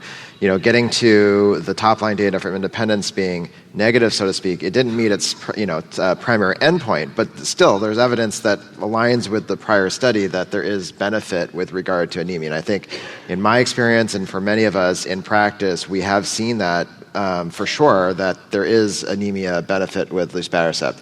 I have, from that standpoint, been able to get access to luspatercept for those patients that I've wanted to use it without too much trouble of late. And it's obviously that release of the top line data was not that long ago, so I have not encountered a barrier, so to speak, from that standpoint, and I would continue to sort of consider it, in particular in those who are doing well overall on something like ruxolitinib, for instance, and for whom I want to try to address the anemia further. So one more set of thoughts from John and Raajit. You can pick one of these questions to respond to, or one of these issues. What's exciting about myelofibrosis is, and MPNs in general, is all the translational and clinical development in this space. And it has gone far beyond the JAK inhibitor arena. So I think the obvious one that should be discussed, and I think Claire and Raajit are really well equipped to discuss this, is pelabresib, the pan-BET inhibitor in the MANIFEST-2 study as a combination with ruxolitinib. Do they see that study as a success? Would they use a combination like that if it was commercially available? And which patients would they use it in if it was? I think the other drugs we're awaiting phase 3 readout would be selinexor in the SENTRY study, navtemadlin in the POESA study as an add-on to ruxolitinib, and then ultimately imetelstat, the telomerase inhibitor, approved in our lower-risk transfusion-dependent MDS patients. In this era of being able to target mutant CALR, Incyte came up with the first antibody. It binds very specifically mutant CALR in the context of its association with the thrombopoietin receptor, and it's very clean. And then, of course, quickly following that, J&J does have a BiTE, and Incyte actually has a BiTE. So we might see some BiTE data at ASH for the first time in MF directed towards CALR. I'd love to know who would be most appropriate for an antibody with probably less toxicity, maybe not as potent activity, perhaps, or who's appropriate for a BiTE where we could incur, CRS and ICANS and other toxicity that might be significant in an older patient population with an already inflammatory disease state. So Raajit, maybe a comment on pelabresib and the mutant CALR-directed therapy. I think the answer to this question is to some degree philosophical, in the sense that we've talked a lot about spleen and symptoms getting better. What do we ultimately want for the patients? We want the patients to live the longest and best life they can. That should be our goal as a field. How do we get there? We have to have drugs that give us progression-free survival and overall survival. Those should be what we really want to focus on. And it's great to have the JAK inhibitors that we do, right? They make patients feel better. There is data that they potentially make people live longer. So let's not, throw that under the rug. But what we're seeing with, these new therapies is that they get at the mechanisms of the disease. Pelabresib has a long history in terms of preclinical, mechanistic understanding of why it works in myelofibrosis. CALR is targeting the driver mutation. And so I would reset the expectations with these drugs that we should want to see things like progression-free survival, like, overall survival, like a reduction in disease progression. That's really what we want to see out of these drugs. I'm going to talk on pelabresib on Monday, so I guess am I embargoed even though I'm at ASH? I don't know. Yes. Yes, I am. All right, well, I can't tell you what I'm going to tell you on Monday, but I think there's some exciting data, and I would urge people to look at that presentation, because one of the things that's important about that presentation is this is one of the longest follow-up studies of a phase 3 study in myelofibrosis. And now we're beginning to see some of the long-term benefits potentially of the combination therapy. But I think that's where we have to go. Now, with regards to the calreticulin antibodies, again, data will be presented at this meeting pertaining to myelofibrosis with the Incyte drug. And, there are, from the abstract, there are clear evidences of some activity. The question is, in the long term is going to be, who are these drugs for? At what point in the disease do you introduce them, right? Should we start to begin to change and challenge the paradigm and start treating people early on? Because as we know from anything in cancer medicine, treating patients earlier on generally is going to result in better outcomes than treating them when they're, in late stage of disease. So there's a lot to be learned from these data, but the expectations of what these data have need to change. All right, so we're going to finish out here and talk about systemic mastocytosis. Andrew, take it away. All right, so I know a lot of you here have labored through these myelofibrosis talks, ultimately to get to the discussion of systemic mastocytosis. So we're here now, you've made it, and so we will talk now about kind of the current and future management of systemic mastocytosis. So this is a confusing disease, and it's not something that I think the hematologists always were really in charge of for the vast majority of cases. For the most part, hematologists were responsible for advanced systemic mastocytosis and indolent systemic mastocytosis, which really makes up around 90% of mastocytosis cases, was left to be managed by and large by allergists, as well as some other subspecialists such as gastroenterologists and maybe dermatologists. But now, with the advent of some of these newer therapies, hematologists have certainly become much more important in the management of these. And so we'll go through why there is interest in this. One of the cases, or one of the reasons, is the diagnosis is often hard to come by. It's delayed. The symptoms are nonspecific. Some studies have shown that it's maybe up to 7 years from the time of initial symptoms to diagnosis. Oftentimes, patients are actually misdiagnosed, given a diagnosis of Crohn's disease or a variety of other conditions that could be affecting these organ systems that are actually attributable to these mast cells. It's often complicated by coexisting hematologic neoplasms. This is commonly seen with other leukemias, such as chronic myelomonocytic leukemia, even acute leukemia, whereby the focus is often on these more aggressive conditions and the mastocytosis is not even realized until maybe sometime during the disease course. And these patients have a high symptom burden, which is an opportunity for us to intervene and help them. And certainly a poor quality of life comes with that, and in some cases even a shortened survival in more advanced cases. Now, nicely, 95%, perhaps more, have a gain-of-function mutation in KIT. This is a therapeutic opportunity to target this and improve quality and quantity of life. The reason this is challenging is patients can present in a variety of ways. Here you can see all the different organ systems that may be the presenting symptoms, and often patients have one or two of these and not all of them. And some of these are very difficult to pinpoint specifically on mastocytosis when you think about things like neuropsychiatric symptoms, bone pain, muscle pain, malaise, itching, rashes, flushing, weird allergic reactions that occur to unknown stimuli. But here you can see the diagnostic criteria. Ultimately, we do need a biopsy of a non-skin or non-cutaneous organ to show kind of multifocal dense mast cell infiltrates. Typically, that biopsy occurs in the bone marrow, but it may occur in other organs, such as the GI tract or perhaps the liver. You need minor criteria suggesting that these mast cells are atypical in some way, shape, or form. They need to have evidence of aberrant expression of markers such as CD25, most commonly, maybe CD2, maybe CD30.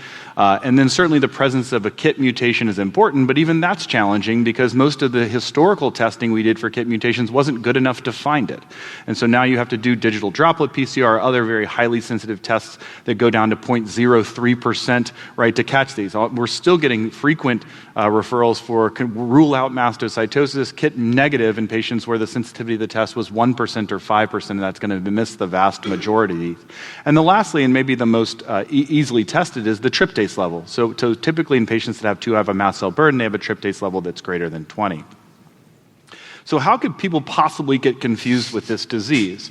So it's a rare disease, but these are the subtypes, and this is the proposal for kind of bringing together different proposals, right? So already confusing, but here you have a variety of different potential variants and subvariants of cutaneous mastocytosis, non-advanced bone marrow mastocytosis, indolent SM, smoldering SM, advanced SM, aggressive SM, SMH, and mast cell leukemia, mast cell sarcoma, and extracutaneous mastocytoma. All right, well, within that, actually, if you break out cutaneous mastocytosis, there's also maculopapular cutaneous monomorphic, polymorphic, diffuse, cutaneous, isolated. And then within SMH, and with just a subset of the more advanced stages, you can have SM with an associated myeloid neoplasm, maybe an associated lymphoid neoplasm, and obviously there's subgroups within that as well. So within the maybe a couple hundred cases, there's really one diagnosis, one subgroup probably for each patient that I think that we see. And then to even make it more complicated, we talk about B and C findings, which kind of judge the intensity of the disease. And if you have B findings, that's evidence of organ involvement. C findings are evidence of organ dysfunction. There's a lot of different harmonized, but here are the different kind of things that may factor into being B or C findings. So again, the average community physician may see one of these patients or two of these patients a year, and to think that they're supposed to get an accurate diagnosis with all of these kind of variations is really unrealistic. So with that, I've spent about half my time talking about how this is so confusing, and so we're going to race through the rest of this where we talk about what we can actually do about it. So systemic mastocytosis is driven by a KIT mutation. Most patients have this. We can target this. And the question is how can this help patients? With advanced disease, we're trying to help their survival. With indolent or more non-advanced disease where the survival is already quite good, we're trying to help their quality of life. Avapritinib here in the middle is an approved potent KIT inhibitor. This was approved based on the heels of, in advanced disease, the Explorer and Pathfinder studies, in the in indolent SM, the Pioneer study. But we also have the emergence of bezuclastinib, has positive phase 3 data in non-advanced SM, and the emergence of elenestinib, which is also a potent KIT inhibitor as well. We'll talk about why there may be room for multiple agents in this space. Avapritinib was approved based upon the phase 1 Explorer, phase 2 Pathfinder data that enrolled advanced SM patients. Most of these patients are going to have SM-AHN. That's the vast majority. So these patients have both mastocytosis and an associated hematologic neoplasm. Typically, this is going to be MDS or CMML, maybe MPN, maybe MDS-MPN overlap. And that actually adds a layer of complexity because you're probably only treating one aspect of this disease that may have some overlap with the other. But here you see response rates that are largely are up to 73%. Interestingly, with aggressive SM and mast cell leukemia, these are often diseases that may be more specifically driven by the KIT mutation. You actually might see better overall responses in those rare subtypes as opposed to SMHN that has probably multiple different drivers within the disease state. Here is Pioneer, which led to the approval of avapritinib in indolent systemic mastocytosis. The things I would highlight here is in advanced disease, patients have a short survival, 2 to 5 years. We're really focusing on killing these mast cells and giving a better long-term survival. The challenge is in indolent SM, patients have a poor quality of life, but a generally normal overall survival, maybe slightly decreased. So you need to help their quality of life, but you're not about to risk many different toxicities. And so here the dose of avapritinib is actually 25 milligrams, which is about 10-fold less than what we use for advanced SM. This was actually a randomized trial, looked at multiple different doses versus placebo and showed that the provision of avapritinib for symptomatic indolent SM patients that were not controlled on other anti-mast cell mediators showed an actual improvement in their quality of life and mast cell symptoms. Here I'll just show a couple curves that reflect that. So this is looking at symptom improvement, the ISM-SAF or symptom assessment form. Patients who are in green on placebo did not have as much of a change in their overall symptoms as we saw in patients that were on avapritinib. If you look at the reduction in total symptom score and quality of life and break it out by type of symptoms, you can see across the board patients treated with avapritinib had improvements in overall symptoms, social life functioning, emotions, as well as skin symptoms. And then here you look at key secondary endpoints, again, kind of focusing on some of these critical mast cell mediators. What does it do to tryptase? What does it do to KIT D816V, VAFs? And you can see maybe even more so than it impacts symptoms, it's very potent at improving or decreasing tryptase levels. Here showing on the left the proportion of patients that had at least a 50% reduction in tryptase. On the right, the patients who had at least a 50% reduction in their KIT D816 variant allele fraction. So now we know it's actually hitting the target and it's providing improvement in quality of life measures. From a safety standpoint, when we're talking about indolent systemic mastocytosis, low doses of avapritinib, extremely well tolerated. We do see some grade 1-2 AEs. By and large, the most common AEs that we see are probably edema related, and so maybe peripheral or periorbital edema. Obviously, we see this more at higher doses, but even at 25 milligrams, you do see this in a subset of patients. But overall, extremely well tolerated at this low dose. When you look at Pathfinder, so this is the phase 2 study that led to the approval of avapritinib in advanced SM and was built on the Explorer study. Again, you see response rates up to 75-85%. Again, low numbers of aggressive SM, low numbers of mast cell leukemia. SM-AHN comprises the majority of these cases. This was from an abstract that was presented before the full study was actually published. But here, what I'd highlight in Pathfinder and what makes it different than what we see in Pioneer is the side effect profile is slightly different. So at higher doses, we see certainly more peripheral and periorbital edema. Those percentages are now up to 50% as opposed to what we saw, which is about 6 to 10% in Pioneer. We're seeing a few more GI symptoms. We're seeing some more impact on cytopenias. Again, many of these patients have another hematologic disease, so they're prone to developing cytopenias. But one of the things that have been highlighted, and I highlighted in the box here, is the risk of cognitive effects and the risk of intracranial bleeding. Now, intracranial bleeding is quite rare. This was seen in preclinical models and was seen in GIST during the development, but something that led to the amendment of this study to not allow patients who had platelets less than 50,000. So we do have to think about the risk for intracranial hemorrhage, though quite low, and oftentimes these were asymptomatic and just found on routine screening CT scans, and the risk for cognitive effects, which may come up more frequently here, 10 to 12% of patients, maybe slightly higher in some of the longer-term follow-up. And this could be quite mild, but it's very hard to grade cognitive effects. I would say if you have a confusional state or memory impairment, or you're forgetting your keys, forgetting your kids' names, it's hard to say that's grade 1, grade 2, grade 3, but certainly can be concerning to patients. And this concern of cognitive effects and intracranial hemorrhages, I think, is largely what fuels the need or fuels the opportunity for additional KIT inhibitors to come into this space, even though, again, we don't see many of these at the low doses of avapritinib. So updates on Pathfinder in terms of key findings at ASH this year.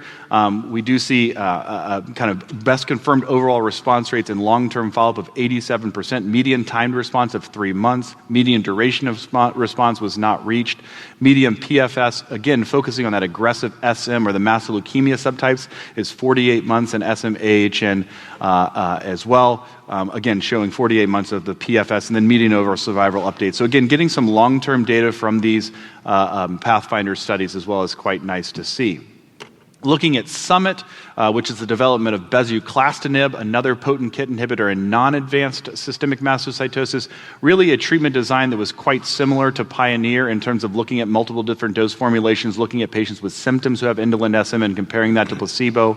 And what we see is actually quite similar to what we saw in Pioneer. Patients had reductions in their tryptase levels, reductions in their KIT D816 variant allele fractions, reductions in their mast cell burden, and overall modest to moderate improvement in symptoms. The challenge here is you don't get complete resolution of symptoms, and probably the symptoms associated with mastocytosis are more complicated than we'd like to believe. We'd like to believe we can hit the KIT mutation, have it go away, and people will be symptom-free, but I think it's a bit more complex than that.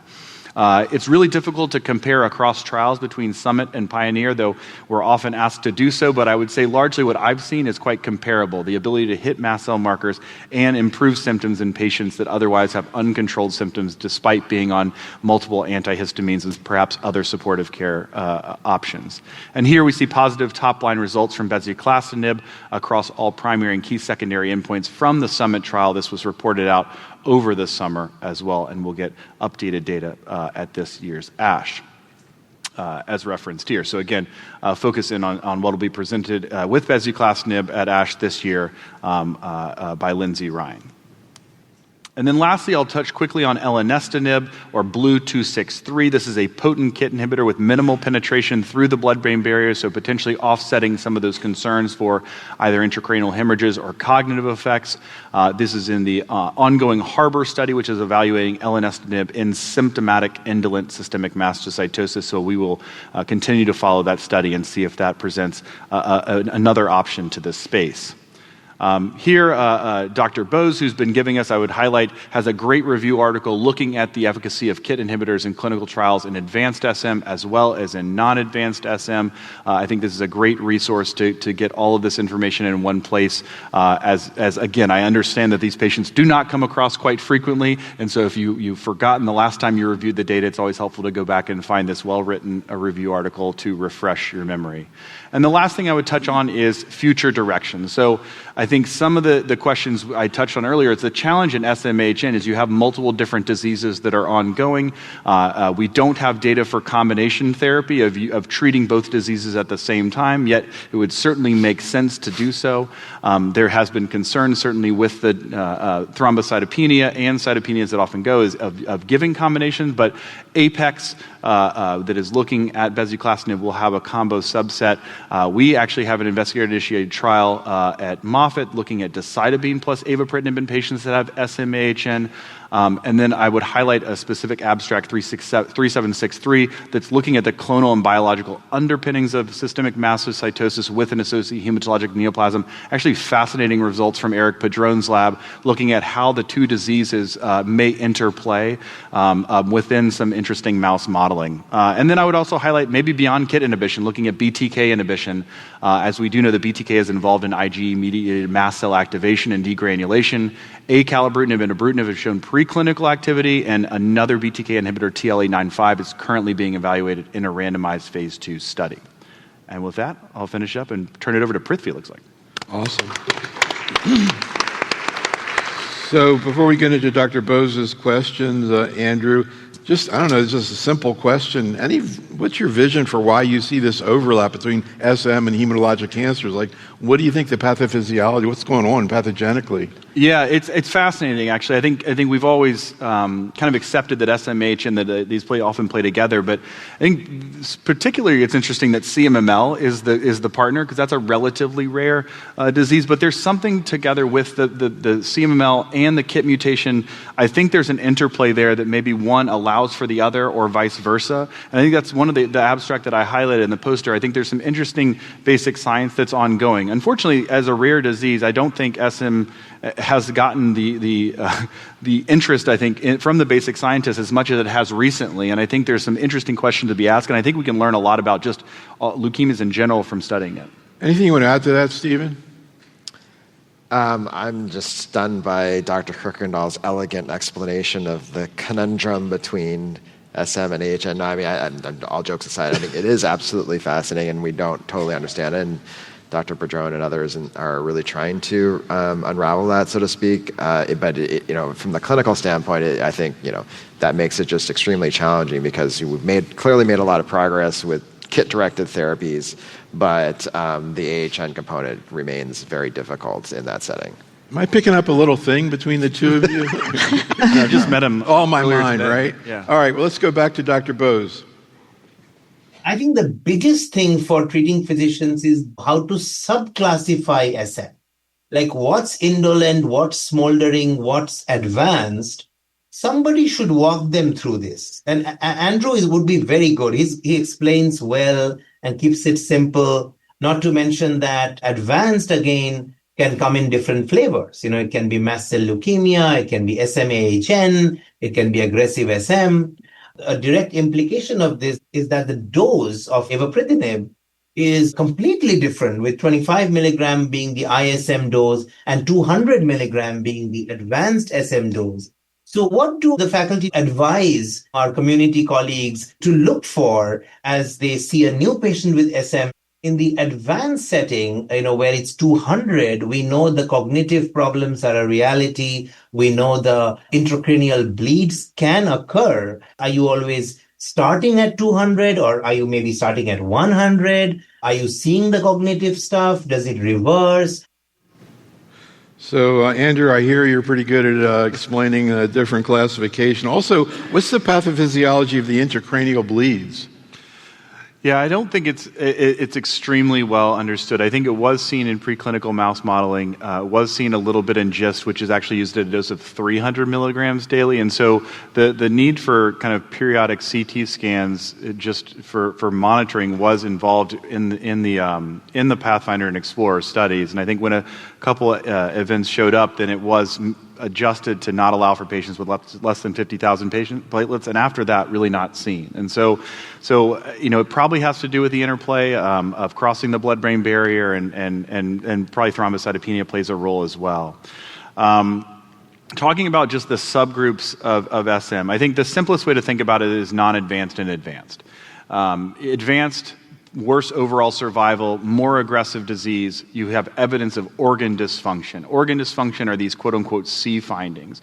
And with that, typically you're talking about cytopenias, you're talking about abnormal liver enzymes due to infiltration of the liver from mast cells, you're talking about kind of malnourishment due to GI infiltration of the GI tract, so patients that have hypoalbuminemia, or perhaps people that have ascites or pleural effusions. This is a very aggressive phenotype.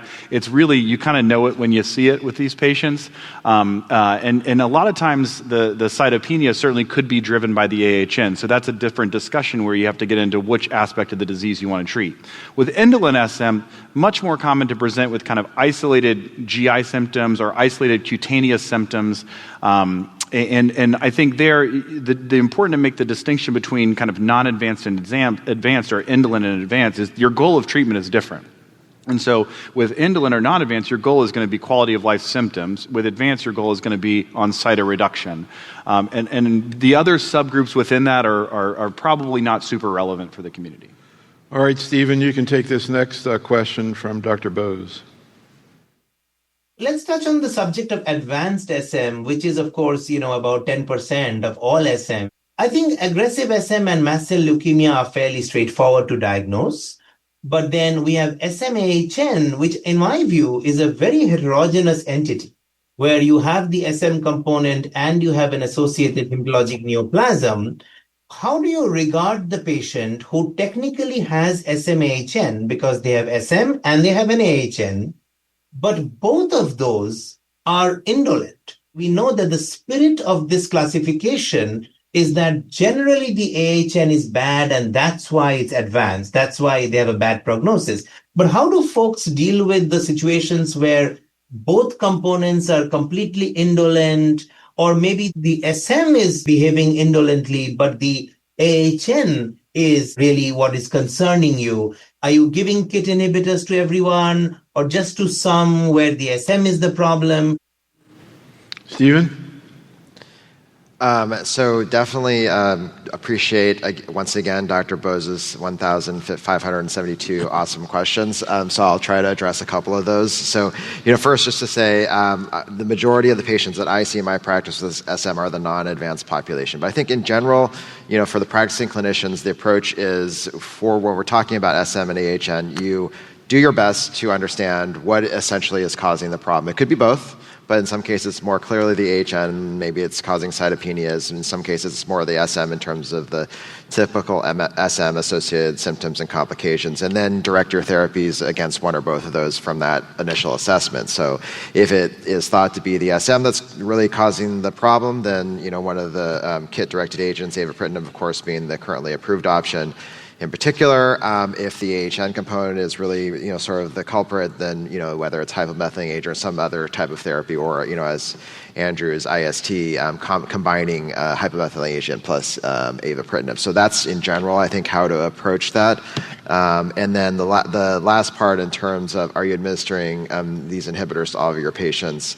I would just say the point I would make there is, in particular in the non-advanced population, we're really grappling now with, in a good way, with how effective these agents are, and to whether we could be favoring the use of a highly selective KIT inhibitor over even the traditional H1, H2 blockers, and for instance, patients are just sort of stopping those on their own, even if we tell them they should keep taking them. And then are we going to get to a point where the KIT mutation burden gets so low, or maybe even undetectable, that we might consider stopping treatment, and what does that really mean for these patients in the longer term? So one more question from Dr. Bose, and Andrew, you can take a shot at that. You're talking about some of the new data coming out with, I'll call it BZU, but here's Dr. Bose. There is much excitement at this year's ASH surrounding bezuclastinib, the KIT D816V inhibitor. It's a small molecule like avapritinib. However, it does not, to any significant degree, cross the blood-brain barrier. And also, it has fewer off-target effects. So it's a cleaner inhibitor, let's say, and then has less CNS penetration.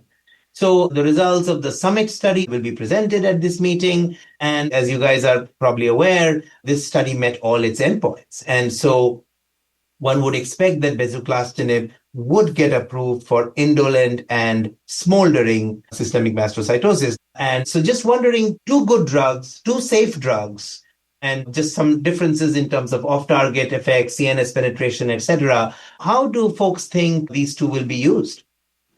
Andrew?